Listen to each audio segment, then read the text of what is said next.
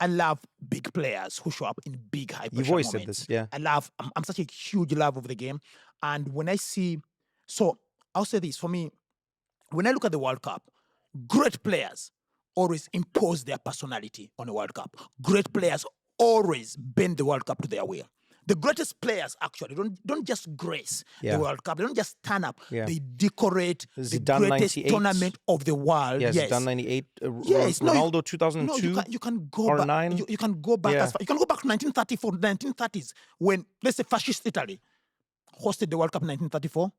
Obviously, Benito Mussolini tried to hijack the World Cup. No one remembers Benito Mussolini. Everyone remembers Giuseppe Meazza because he helped Italy win. That's why AC Milan and Inter Milan named their stadium after him. No, I didn't know When that. you go, yeah, Giuseppe Meazza. When you go back to 1954, Ferenc Puskás and that dazzling Hungarian team. That's why the Puskás Award for the best goal every football season is named after Ferenc Puskás. 1958. 17-year-old Pelé scores 2 goals in a final, and the legend is born. Every World Cup, 62 Chile hosts, Pelé gets injured. He's the hope for Brazil. Guess who steps up? Garrincha steps up. Every World Cup, a great player. Every World Cup must be defined by a great player. And I don't want to hear any excuses. Because I don't care. The football world doesn't care. We don't want to hear, oh, I got double marked and triple marked, or the opponents were kicking the crap out of me. No, great players always find a way to exploit their God-given gifts to actually define the greatest tournament in the world. And if you look at what Jude has been doing, dragged England past Mexico single-handedly. He has. Played high altitude. A few days later, played against Norway. Didn't show anything about altitude sickness. No. Again, imposed his will. In Uganda, we call it, taking your balls out and slapping them on the table when the pressure is on. Damn. Yes. What's happening in Ugandan That's what boardrooms? Great players. What is happening in Ugandan boardrooms that this has become the a CEO saying? turns up and goes, that's what great players do, Trevor. And for me, that's the one thing. When you I'd love to be the person taking minutes at that meeting. And then he took out his balls. Ball slap occurred once again. No, think 1986, Diego Armando Maradona. Yeah, no, the you're less right. said, the better. For me, that's what I want. Look at Lionel Messi this World Cup. Look at Lionel Messi the World Cup before. Look at R9 and Zinedine Zidane in 1998. Yeah. I want... Because, always remember the play. Roberto Baggio, 1994. You remember Roberto Baggio. Yeah. You remember Romário. I want players showing up. And that's one thing you said you've loved about this World Cup. At least all the greats have seem shown up. to be showing up. And so for me, the way I look at actually, let's say you love taking things out of football. Let's take it out of football. Think of cinema. You're not going to be considered a great on the big screen unless you have at least one career performance.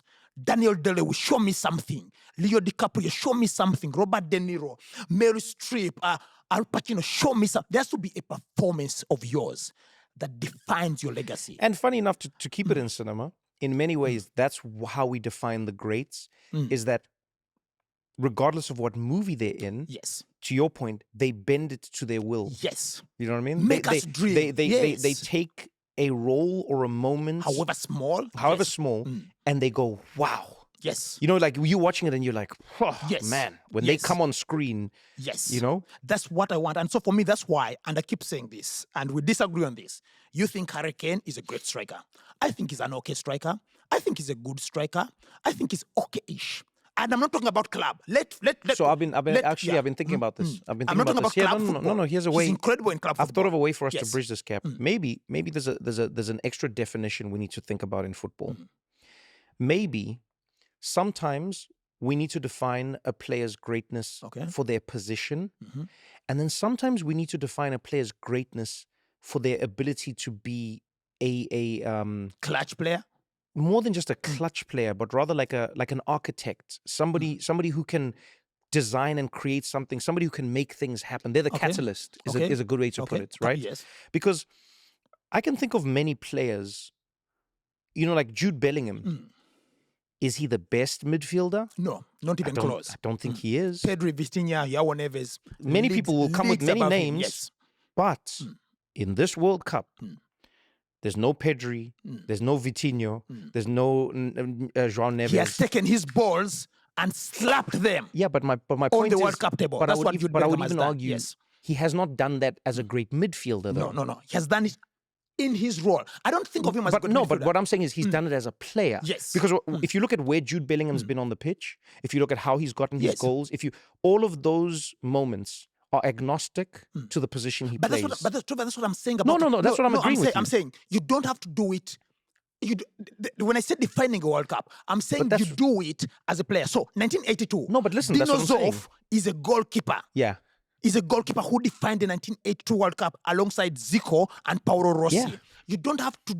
We're saying you have to stand up as a player. No, but listen not to just as your but this is what I'm position. saying. So now do you understand? Come back to what I'm saying. I don't think it takes anything away from Harry Kane's greatness as a striker. Okay. Right? But then when we talk, like I try and do this with my friends all the time. I do it with Slebza when we chat. Is sometimes we try and like change our paradigms for how we think of the game, just so that we open up the possibility for more than just one category. You know, greatest. Who's the great? Oh, who's the best of the? It's like no.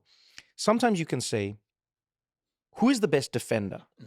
And what we mean by that is, who is the best player at defending a ball when the opponents are attacking and that's the best defender. Okay. But then you could go, when you are down 1-0 and it is the 90th minute and you need to get a goal, would you rather have Sergio Ramos or would you rather have Virgil van Dijk? I hear you. Now, in my world, there is no world where Sergio Ramos is a better defender than Virgil van Dijk. For me, football fans can disagree. We always do. But if you're asking me who do you want to score? For like that thing, someone who's going to grab the game. And Virgil has had his moments, don't get me wrong. But I'm talking like the extremes. Who's going to show up? Yes. I'm talking the extremes. That player, you're like, where did Sergio Ramos come from? Where did he do? How did he do this? How many times has he done this? For me, that's what I'm talking about. And that to me does not diminish another player's positional excellence in any way. Okay, let me counterpoint. And I hear where you're coming from. For me, Harry Kane has disappeared way too many times in big moments. That's why I have him on fraud watch. He has disappeared. I've given him leeway so many times, and he keeps disappointing. Harry Kane, by the way, I've given him so much leeway. Here's the thing. Harry Kane, and his fans will say, oh, but he won the Golden Boot in 2018. Yes, but why did he win the Golden Boot? He scored a hat-trick against Panama, scored, I think, another 2 goals against Tunisia, and then he scored the 1 goal he had scored, I think, in the knockout stages against Colombia. Here's the thing. Here's where I struggle with Harry Kane. And people make so many excuses for him. Remember I said great players? Yeah. I don't want to hear your excuses. Okay, so listen, I'm with Romário. you. Yeah. He didn't go like, oh, no one is serving me. Oh, no, Romário took the World Cup by the scruff of the neck. Gerd Muller took the World Cup by the scruff of the neck. Yeah. Paolo Rossi took the World Cup by the scruff of the neck. R9, El Fenomeno, the original, took the World Cup by the scruff of the neck. Miroslav Klose. He didn't even have the most spectacular club career. Why do we think of him as one of the greats? He took the World Cup by the scruff of the neck. They didn't make excuses. These are pure nines. Now, Harry Kane fans will go like, oh, but you see, he opens up space. Hogwash. I'm not interested. Great nines don't open up space. They are not Walmart greeters. Then they will say, oh, Harry Kane defends. Extra hogwash. My striker shouldn't be defending. I judge my striker purely. Is he putting the ball in the net? And so for me, when I look at Harry Kane, this is where I struggle. And I know English fans will go like you're being harsh on him. Club football, he delivers. Week in, week out, Harry Kane delivers for his club. I'm talking just international football.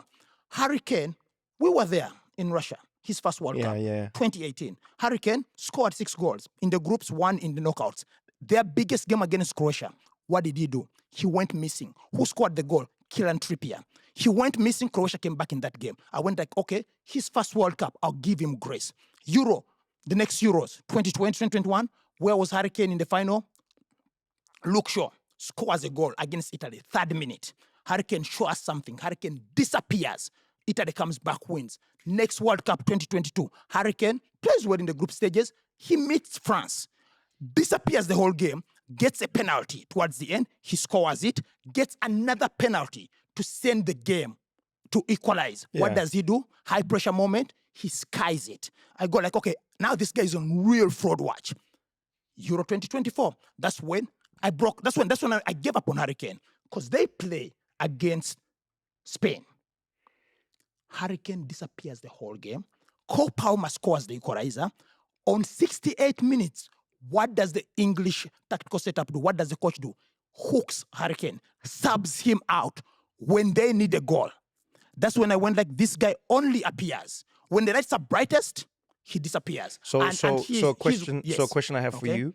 So from this World Cup, is Lamine Yamal on fraud watch? Lamine Yamal, one, he's still young. No, I'm just asking. Yes. I'm just asking. No, you don't have to give me. You don't have to give me just yes or no. Okay, so no, just yes or no. No. Okay, then that's you fine. know why? That's fine. No, I'll tell you why. Let's not talk about it. No, because you don't have to tell me why. I'm saying you need to create moments of danger. Joe, for me, Joe, it's fine. Okay, I'm not saying yes or no. Yes, okay, I just wanted to know. Okay, so let me just finish this. So for me, this is how I look at Harry Kane. Because I want people to understand, Harry Kane is a great club player. I look at Harry Kane the way, Trevor, I look at Harry Kane. Listen. No one defends someone. No, we're going to run out of time. Joe, we're going to run out of time. I'm moving on. Let me just finish this. No, you can't. I'm moving on. Harry Kane. Let's talk about Thomas Tuchel and the team. Let's move on. Yes.